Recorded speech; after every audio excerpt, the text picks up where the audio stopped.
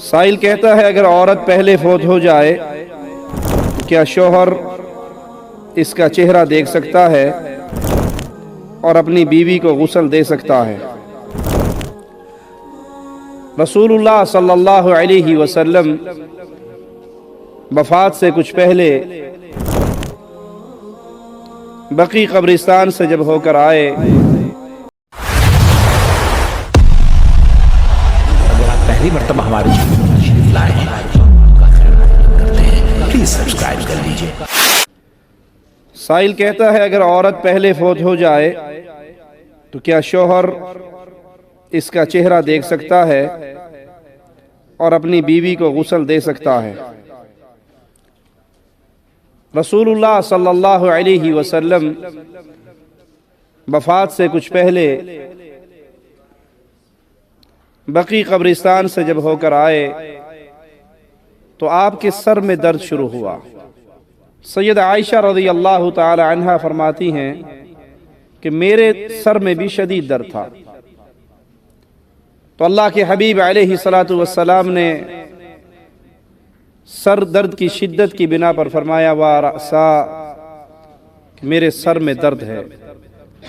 سیدہ کائنات نے فرمایا اللہ کے نبی صلی اللہ علیہ وسلم میرے سر میں بھی بہت درد ہے۔ تو آپ نے سیدہ کے ساتھ گفتگو کرتے ہوئے فرمایا کہ اگر تم مجھ سے پہلے فوت ہو گئی تو میں تمہیں غسل دوں گا، میں تمہیں غسل دوں گا۔ ابو بکر صدیق رضی اللہ عنہ وارضا اپنے آخری ایام میں اپنے بیٹے عبد الرحمن سے کہتے ہیں کہ جب میں فوت ہو جاؤں تو اپنی والدہ کی مدد کرنا مجھے غسل دینے میں۔ اللہ کے نبی صلی اللہ علیہ وسلم نے اپنی زوجہ سے کیا کہا؟ اے عائشہ اگر تو فوت ہو گئی میری زندگی میں تجھے غسل دوں گا۔ ابو بکر صدیق نے کیا کہا؟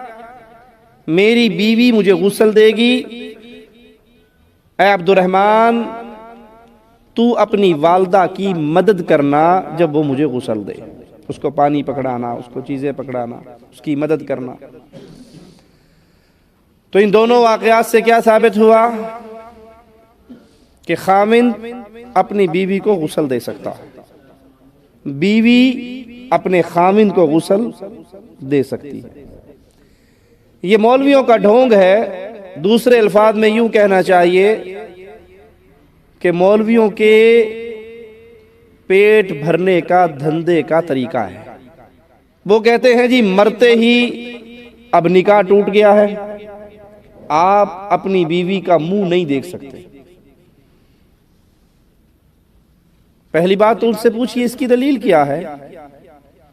جو یہ نکاح ٹوٹا، خامند بھی اللہ کی جنت میں چلا گیا، بیوی بھی اللہ کی جنت میں چلی جائے گی، مومنہ اگر ہوئی، دونوں مواحد ہیں۔ مولوی صاحب اوتھے نکاح تو پڑھائیں گا، یہ جو اب ٹوٹا ہے دوبارہ نکاح کون کروائے گا؟ کہا جی آپ نہیں اس کا منہ دیکھ سکتے، بس حرام ہو گئی آپ پر۔ اگر وہ حرام کا فتویٰ نہ دیں، منہ دیکھنے سے نہ روکیں، تو وہ مولوی کی بیوی جو عورتوں کو آ کر غسل دیتی ہے اور غسل کے نام پہ 1000 500 1500 جو بھی توفیق ہوتی ہے لوگ اس کی مدد کرتے ہیں، وہ کاروبار بند ہو جائے گا۔ ہر خاوند اپنی بیوی کو خود ہی غسل دے لے گا۔ مولوی کی بیوی کے غسل کا دھندا، اس کا کاروبار، اس کے روپے پیسے، وہ کفن کے طور پہ ملنے والی چارپائی، اس کا جوڑا، اس کی جوتی، وہ سب بند ہو جائے گی۔ اس لیے مولویوں نے فتویٰ دے دیا کہ خلاص بیوی فوت ہوئی، آپ اس کا منہ نہیں دیکھ سکتے، آپ پیچھے ہٹ جائیں۔ یہ made in India, made in Pakistan مسئلہ ہے اپنا پیٹ بھرنے کے لیے۔ ہونا یہ چاہیے کہ خاوند اپنی بیوی کو خود غسل دے، بیوی اپنے خاوند کو خود غسل دے، جیسے ابو بکر صدیق نے اپنی بیوی کو حکم دیا، جیسے مصطفیٰ علیہ الصلوۃ والسلام نے اپنی زوجہ محترمہ سے کہا۔ जनाजा भी खुद पढ़ना चाहिए, गुस्ल भी खुद देना चाहिए, जनाजा भी खुद पढ़ना चाहिए। आपकी बीवी, आपकी वालदा, आपके वालिद, आपके भाई फौत हुए हैं तो मौलवी साहब को जनाजे की नमाज पर खड़ा करने की बजाय आप खुद जनाजे की नमाज पढ़ें। मौलवी तो जनाजा पढ़ाने के लिए जब जाएगा तो उसके जहन में तो यही होगा ना भाई, 1000, 1500, 2000, 2500 की दिहाड़ी लग गई, वो तो उसी चक्कर में जो कुछ मांगना है मांग लेगा।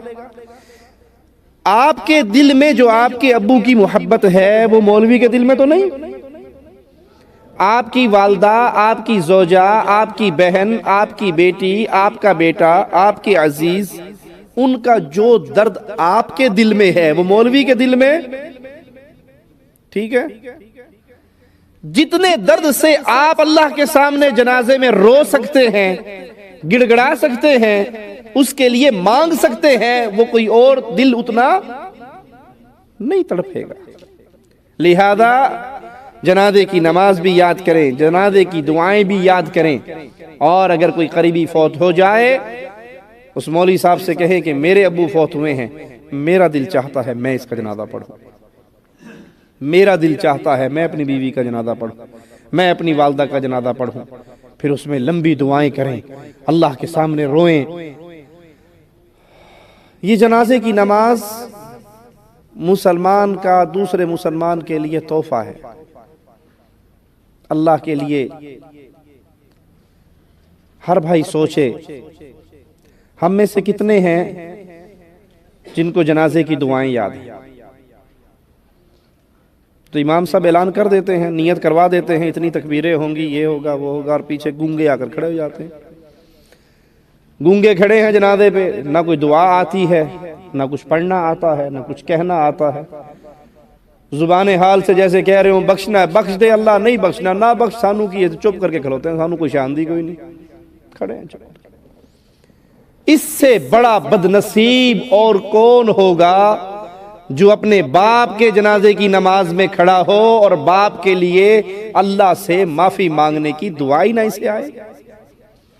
इससे बड़ा बदनसीब और कौन होगा जिसकी मां का जनाजा पड़ा है और वो उसकी नमाज पढ़ रहा है जनाजे की, लेकिन उसे नहीं मालूम वो अपने रब से अपनी मां की, अपनी वालदा की माफियों का सवाल कैसे करे। इंडियन गाने सुन लीजिए, 10-10, 20-20, 30-30 गाने सबको याद होंगे, कवालियां याद होंगी, शेर व शायरी याद होगी, और उल्टी सीधी बातें बड़ी याद होगी। अगर नहीं याद